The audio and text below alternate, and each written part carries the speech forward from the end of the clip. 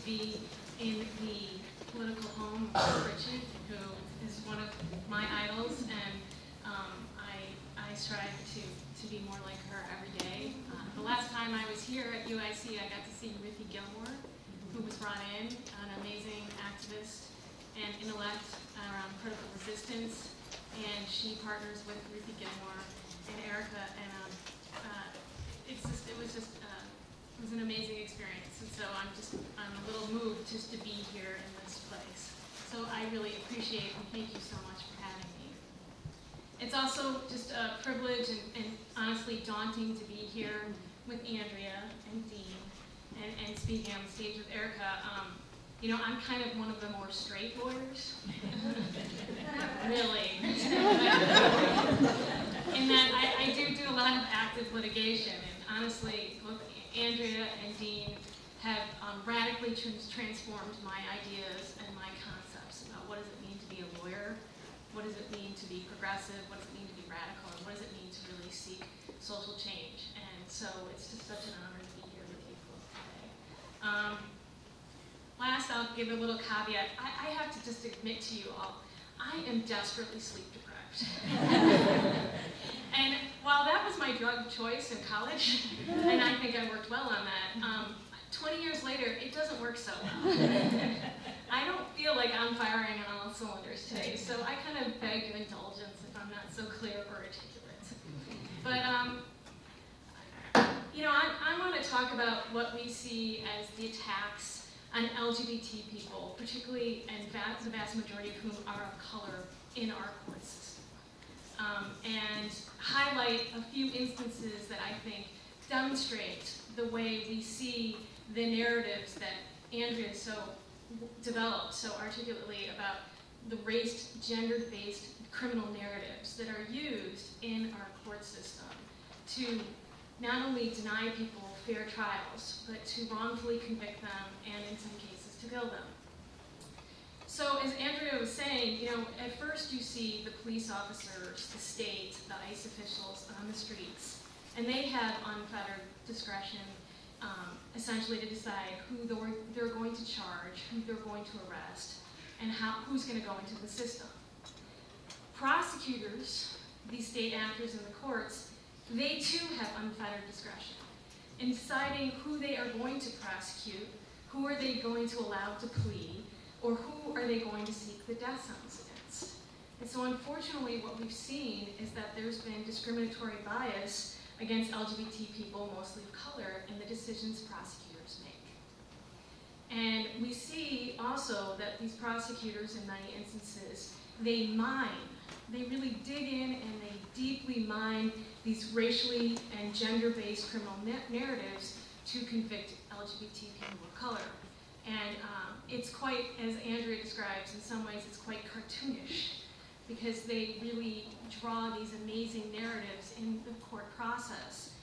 And in that sense, it's quite interesting to study them, because I think they really demonstrate what's going on in these different processes. But before I kind of go into some of that, I wanted to just discuss for a moment what the court system is like in general for LGBT people. Whether it's civil or criminal courts, what we still find to this day is that courts are hostile and threatening environments to LGBT folks. Too often what we see is LGBT people, particularly of color, who are ridiculed, who are harassed, and who are dehumanized, not just by prosecutors, but by judges, by courtroom personnel, by every single person in the in many cases, for example, people who are genderqueer or transgender are still referred to as it, in some cases by judges.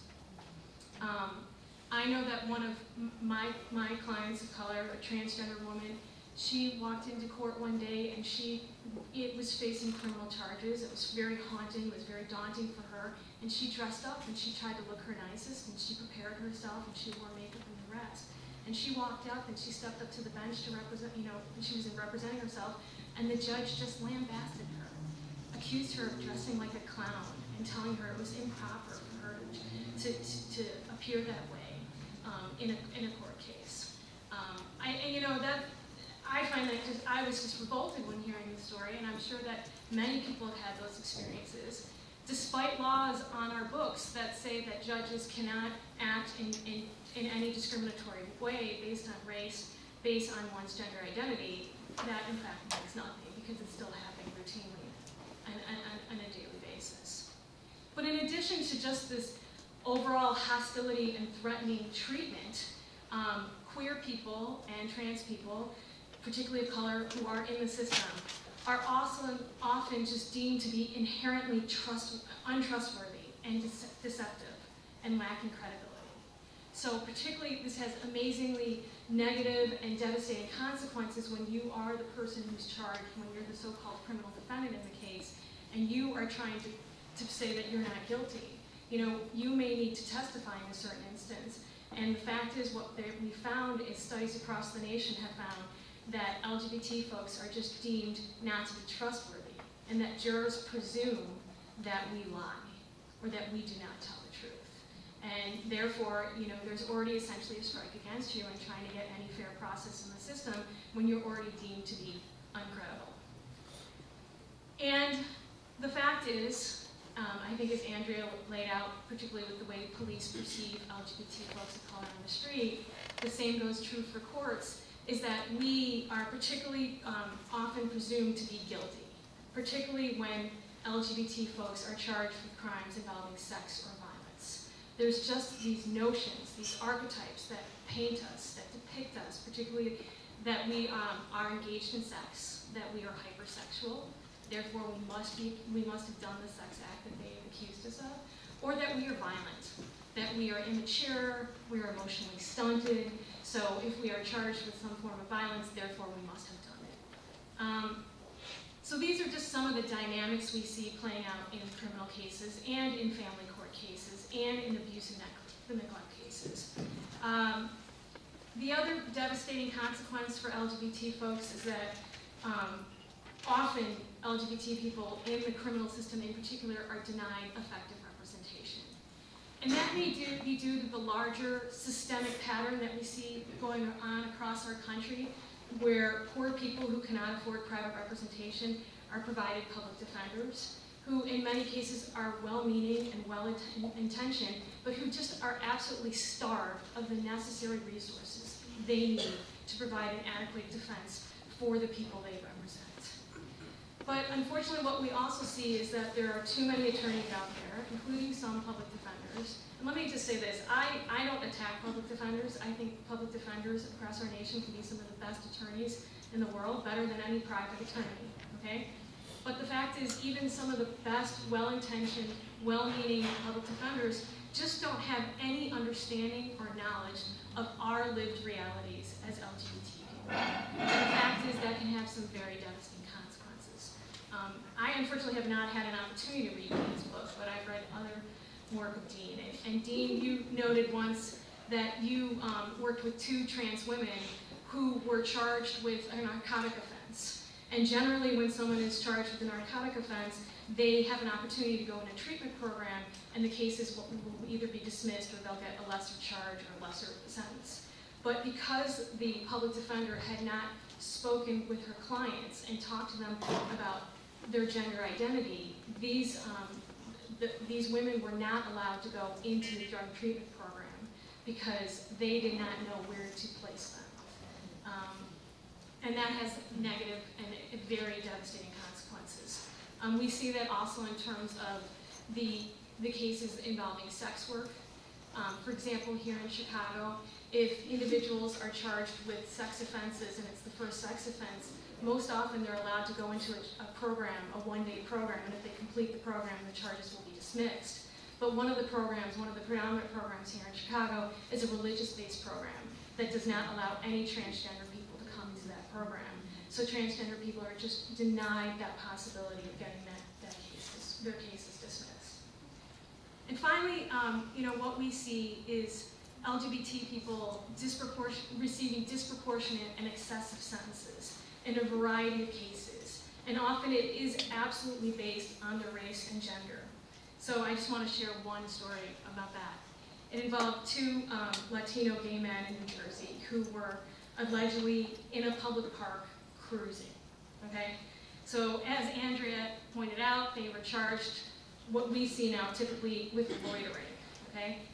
And so they went to court and they decided, fine, it's a minor offense, I'll plead guilty, I'll get supervision, I'll get, 2 days, some sort of community service, and the case should go away. But this judge decided that because they were gay, that they must have some psychological problem, and assumed that they were somehow engaging in some sex act, although nothing was documented whatsoever. So in that case, for a loitering charge, he sentenced them to receive psychological counseling.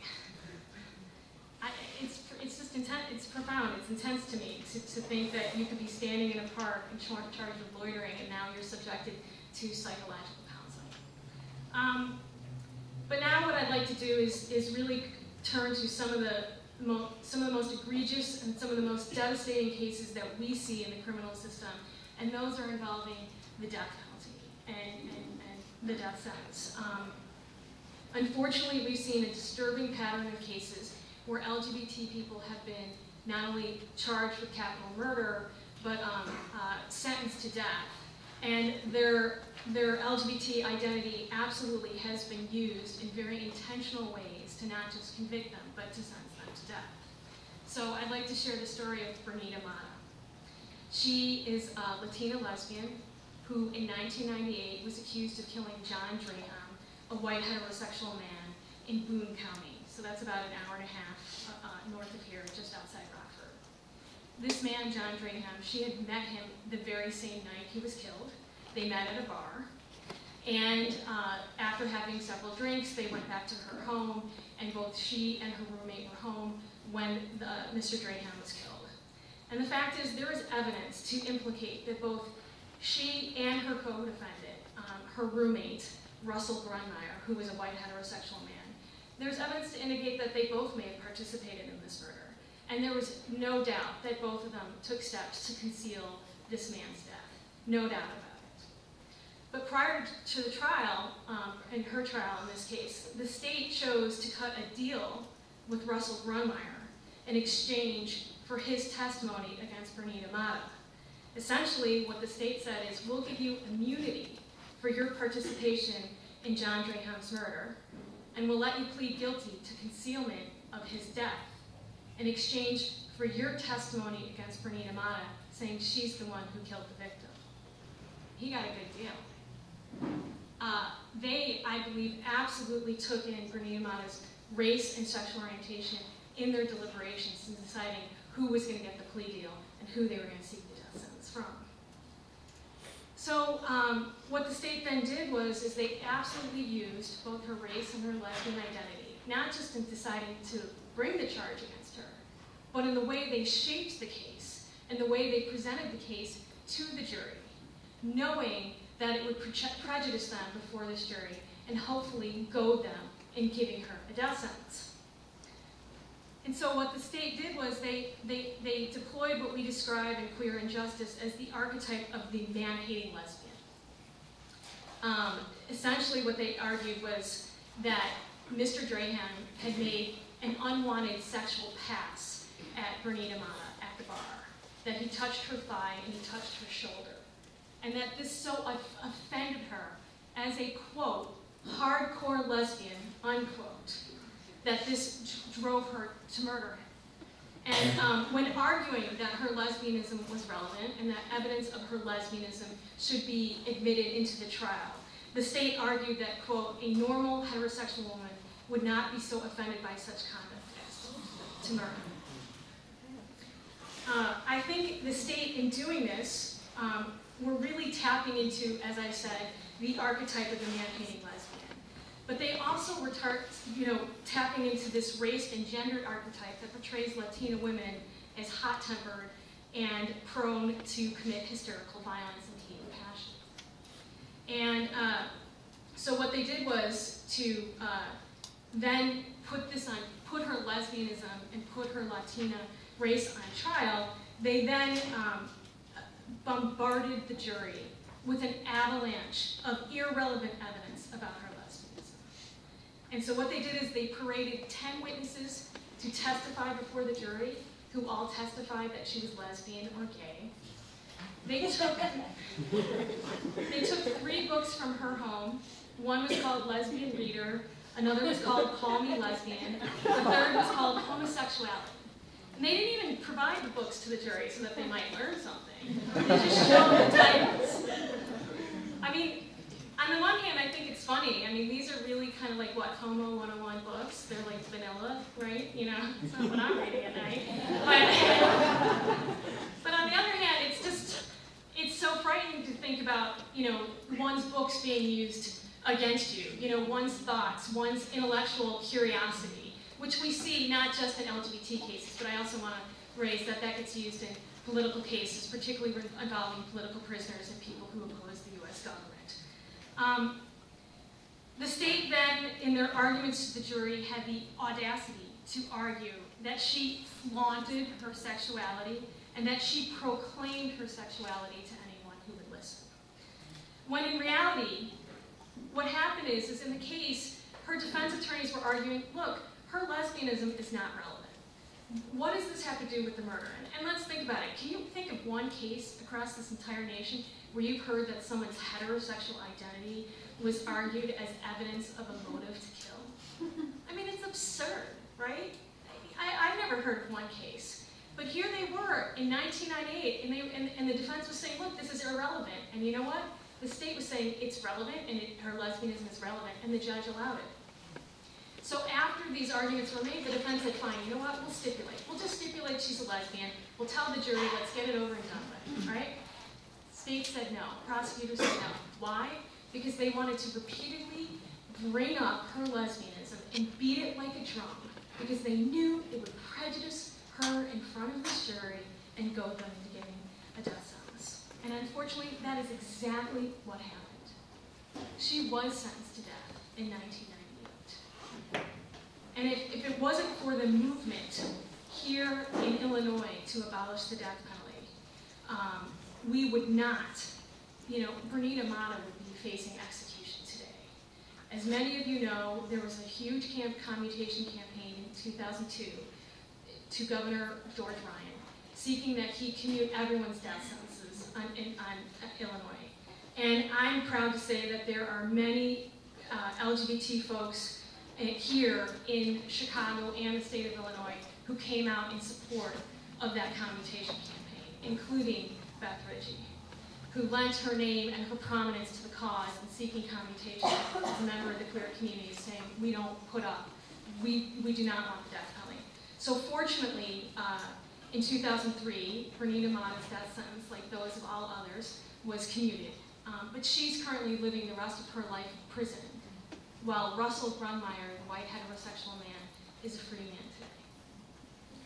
I know I have only 2 minutes left. I want to share just one other story with you here from Chicago, and that's of Monica James, a black trans woman who was charged in 2007 with attempted murder, aggravated battery against a peace officer, and a host of other felonies by a white, gay, off-duty police officer. This is what happened in this case. Monica was in Boys Town, and she was shopping, and she admitted she engaged in shoplifting. She was stopped by the clerk, she returned the items, she walked away. It should have been over at this point, but it wasn't over for this white, off-duty, gay police officer who was in plain clothes, who followed her out of the store, who was yelling and screaming racist and transphobic epithets at her. Monica was scared, she had no idea he was a police officer, and they then got into a physical altercation. She allegedly bit him, he knocked her unconscious. She left the scene in an ambulance, but she's the one who was charged with all these really serious felonies. And obviously, the big issue in this case was who was the aggressor and who was acting in self-defense, because both engaged in some physical force. And she claimed that she was acting in self-defense, and she testified on her own behalf. And so what the state did, in order to try to undercut her credibility and to really undermine her defense, was deploy what we describe as like the inherently deceptive gender bender, right? This idea that genderqueers and trans folks are always on the make, always trying to get over, always trying to hide their true gender from individuals. So what happened in closing arguments in this case is that the prosecutor got up and he said to the jury, how can you trust this person? He tells you he is a woman. He is clearly a man. He then proceeded throughout the closing argument to call Monica he, regardless of the fact that she's a she, and it's against the law to deny her gender identity.